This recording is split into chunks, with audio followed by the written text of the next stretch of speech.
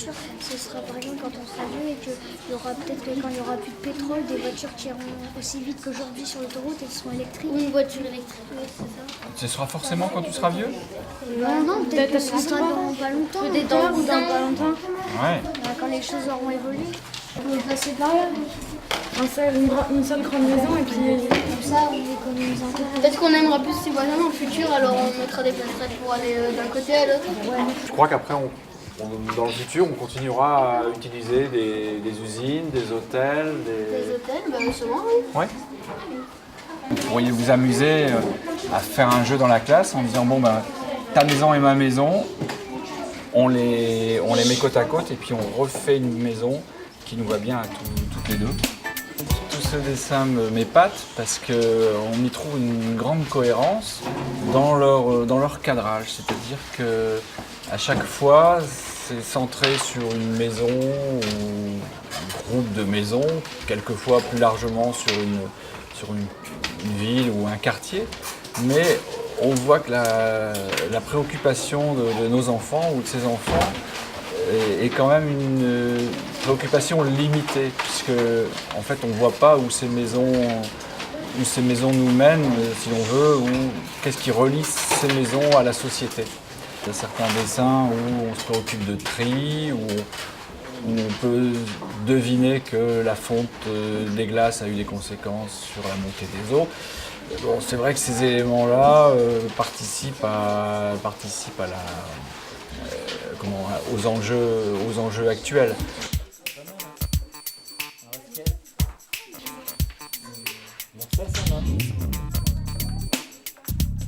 Dans Evolo, les projets qui sont présentés sont tous des projets qui tendent à une massification. C'est-à-dire qu'on est sur un petit espace et on utilise évidemment la hauteur pour pouvoir réaliser suffisamment de logements au même endroit. Les architectes ou les urbanistes qui ont réfléchi ont tous parié sur une vision collective et, donc, comme je le disais, densifiée, hyper densifiée. Alors que les enfants, eux, continuent à bien appréhender la dimension individuelle. C'est-à-dire que c'est mon logement, c'est ma bulle. C'est pas étonnant d'ailleurs que le projet sur lequel travaillait une des élèves ressemblait plus à une sphère, parce que ça symbolise, à mon avis, assez bien le cocon, l'unité individuelle. Alors que tous les projets que l'on voit représentés ont une vision qui s'attache à montrer une ville qui va être une ville remplie de gratte-ciel. Ce qu'on oublie peut-être de prendre en compte, c'est la dimension sociale ou sociétale. C'est que, en fait, le logement sera le reflet de ce qu'on veut faire de notre futur. C'est-à-dire que est-ce que ce sera plus respectueux de l'individu ou moins respectueux? Est-ce que le logement devient une valeur marchande, un élément qui est un élément du commerce, c'est-à-dire qui s'achète, qui se vend, qui peut se renouveler, se jeter? C'est cette dimension-là qui est peut-être traitée de la façon la plus différente entre la vision des enfants et la vision des urbanistes. En fait, dans la ville du futur, moi je me suis dit, en fait, on pourrait faire une ville où on a l'impression de ne pas être dedans. Par exemple, pour avoir l'impression d'être à la campagne. Alors je me suis dit, on pourrait par exemple créer des arbres modifiés génétiquement pour que la nuit ils s'illuminent pour faire des lampadaires.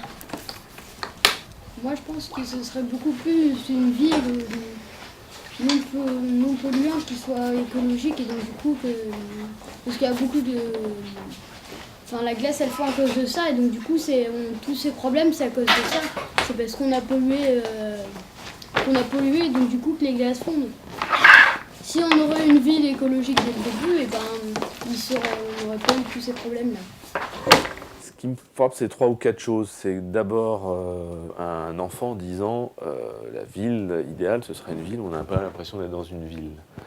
Donc finalement, on a des enfants français qui ont tendance à reproduire l'idéologie un peu anti-urbaine et qui ne fait pas forcément spontanément de la ville un cadre de vie idéal. La seconde chose qui me frappe, c'est la présence de la catastrophe dans l'imaginaire des enfants. Alors je ne sais pas si c'est la télé, les représentations fournies par les médias, mais en tout cas la présence du danger imminent, du risque imminent est très présente dans les représentations des enfants. Troisième chose qui me frappe, mais que d'une certaine manière, le souci environnemental et écologique est très présent chez eux, mais le réflexe qu'ils ont, en ce sens ils sont assez proches des adultes, ce qui va nous sauver des risques liés à l'anthropocène, aux dégâts infligés à l'environnement, c'est la technologie.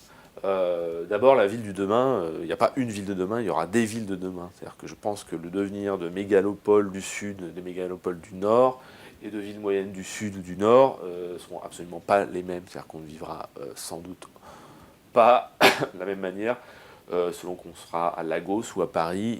Mais à 30 ou 40 ans, on aurait plutôt parié sur une révolution en termes de transport, etc., avec une navette spatiale à disposition de tous les ménages. Sur la ville de demain, souvent lorsqu'on voit des émissions qui parlent de la ville de demain, souvent en faisant parler des architectes, en nous montrant des grands projets utopiques ou des projets utopiques réalisés, on tendance à se focaliser sur le bâti, sur le construit, sur la manière dont les villes vont être construites demain. Moi, ce qui m'intéresse en tant que politiste, dans des formations professionnelles et disciplinaires, c'est comment seront gouvernées les villes de demain et comment on y vivra ensemble. Est-ce que ce sera un futur dominé, comme c'est un peu la tendance aujourd'hui, par des grandes oligarchies politiques et techniques, associant des grands élus et des managers des grands groupes de services urbains, alors hier Veolia, Vinci, demain IBM et Cisco, manipulant de la donnée, ou est-ce qu'à l'inverse, on aura des mouvements de remise en question de ces grandes oligarchies politiques et techniques qui ont tendance de plus en plus à gouverner les villes.